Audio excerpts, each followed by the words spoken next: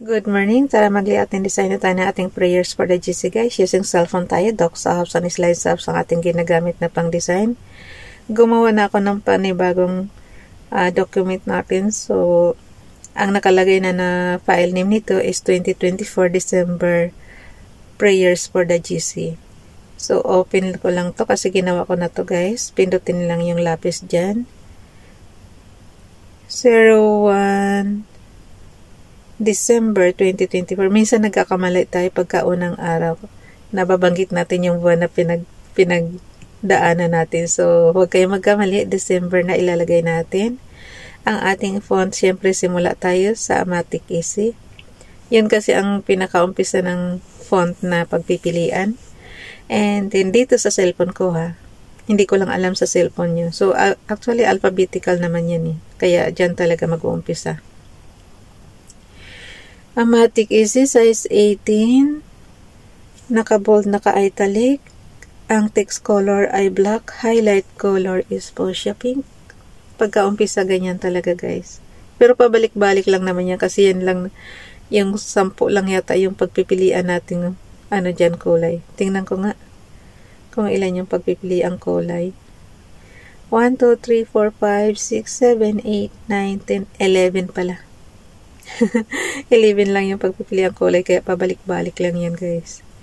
Okay, nakatype na yan. 01 December 2024. Ang ating font is Amatic Easy yan. So, from Family GC,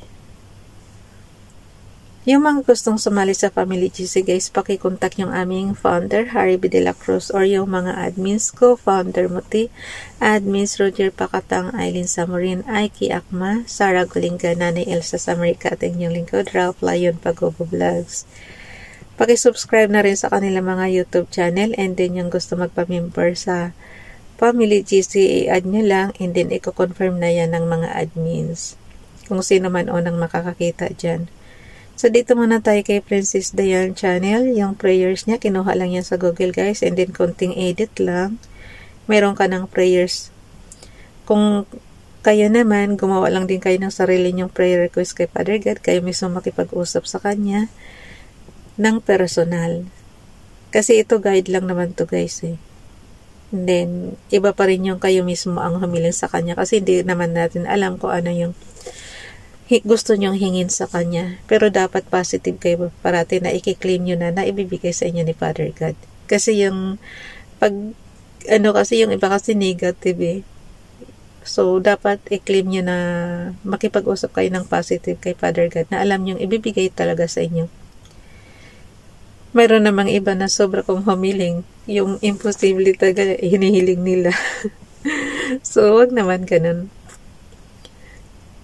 Okay, dito tayo. Alam ko naman na kaya ni Father God ibigay yung mga imposible. Pero huwag naman yung abusado na kahit na sobrang imposible na eh.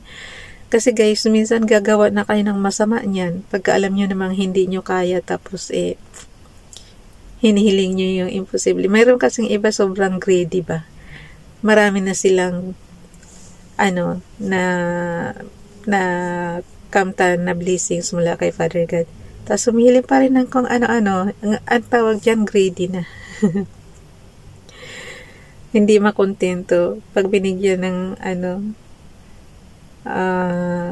gusto, masama din kasi yung sobra guys. Wag naman sobrang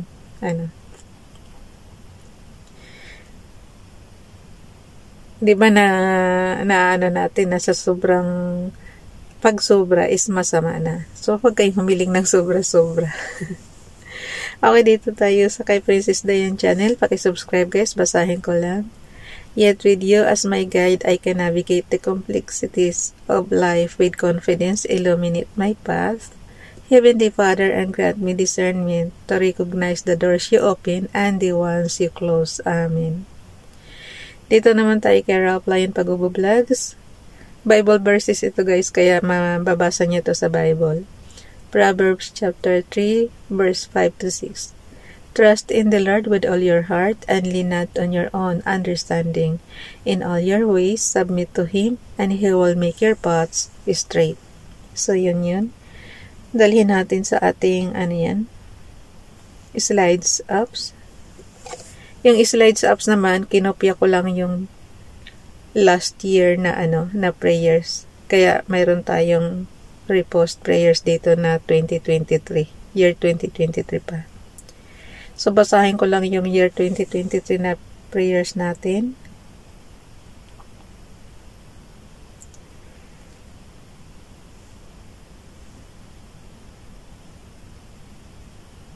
Wala na naman akong signal. Ganyan yan pag walang signal, hindi mo mabasa. Pero okay lang, basahin ko lang naman yung repost eh.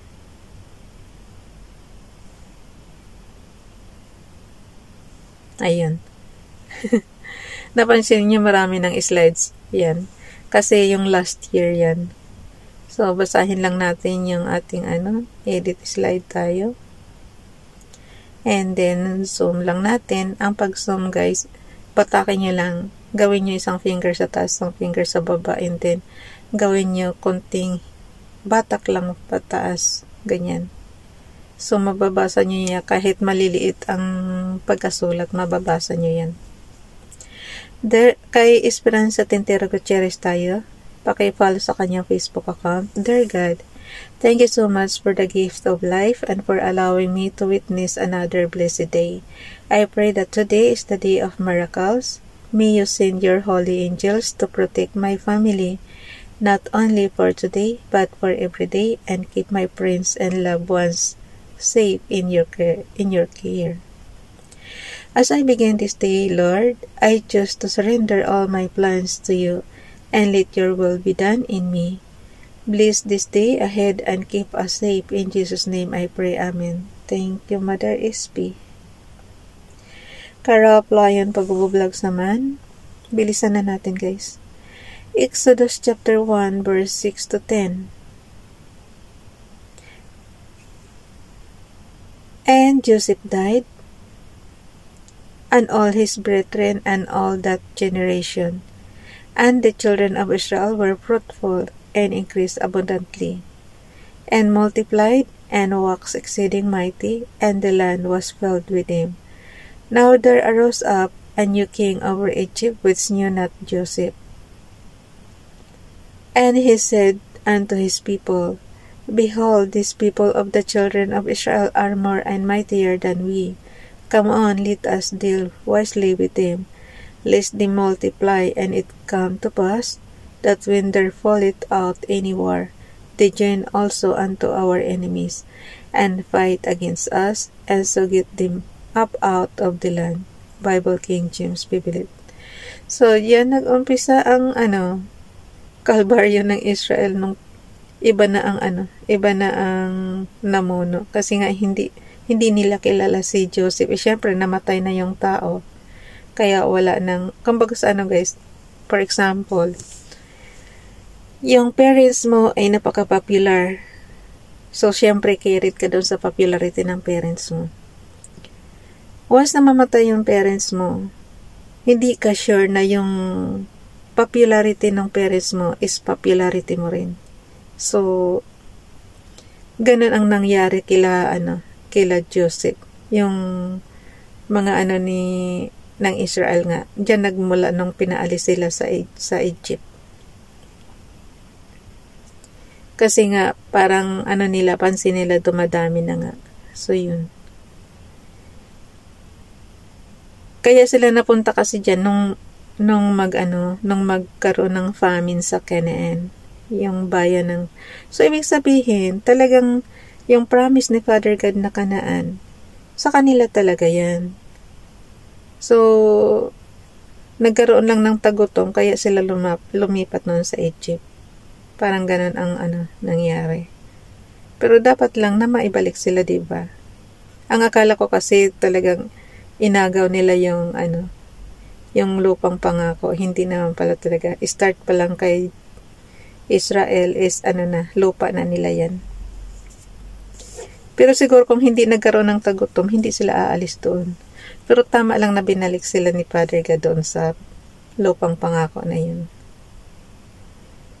Okay, dito naman tayo sa kay Ralph Lion Pag-vlogs pa rin. Yung kanyang 01 December 2023 na prayers. Yung Hebrews na to guys, na Bible. Tehillim, Psalms chapter 9 verse 10, and they that know Shemekah will put their trust in thee, for thou Hashem has not forsaken them that seek thee. Pakibasa na lang sa inyong Bible guys, ayon sa inyong lingwaheng naiintindihan. Inano ko nga kanina yung parang nirecommend ko dapat yung language na communication natin, dapat ang ginawa is Hebrews. Kasi, tayo, diba? Puro tayo sa Bible nagbabasa. Pero nagtataka rin ako bakit English ang ginamit na mode of communication ng buong daigdig. Dapat ang ginawa nilang communication is, ang ginamit nila is dapat Hebrews para maintindihan natin yung salita. Kasi ang naiintindihan lang natin guys is English, diba? Oh no. Wala na. Umano na si Rob. Nagloko na yung kanyang. Wala na. Minsan kasi pagka may mapindot ka lang dyan, na hindi mo daldal kasi ako ng daldal, ayun, lumabas siya. So basahin ko nga lang muna, edit slide ulit tayo. Mabuti na lang nandito pa tayo sa slides number 1. Kung hindi na po. Dito naman tayo kay ayoko na lagi na lang akong pumabalik sa unahan, nakakainis. Ayun, ilas na to, ibasahin ko na lang yung pinakahuli. So edit slide ulit ako. Ayan, yung huli na lang, yung kay Princess Diane channel na lang. The glory of this latter house shall be greater than of the former, saith the Lord of hosts, and in this place will I give peace, saith the Lord of hosts. Haggai chapter 2 verse 9. So yun, pinahirapan pa ako yun pagbasa na laging bumabalik sa unahan. Kaya minsan talaga guys, yung pagli-layout ng design natin, tiyagaan lang talaga. Kasi katulad niyan, pag magloko yung iyong internet connection, wala na.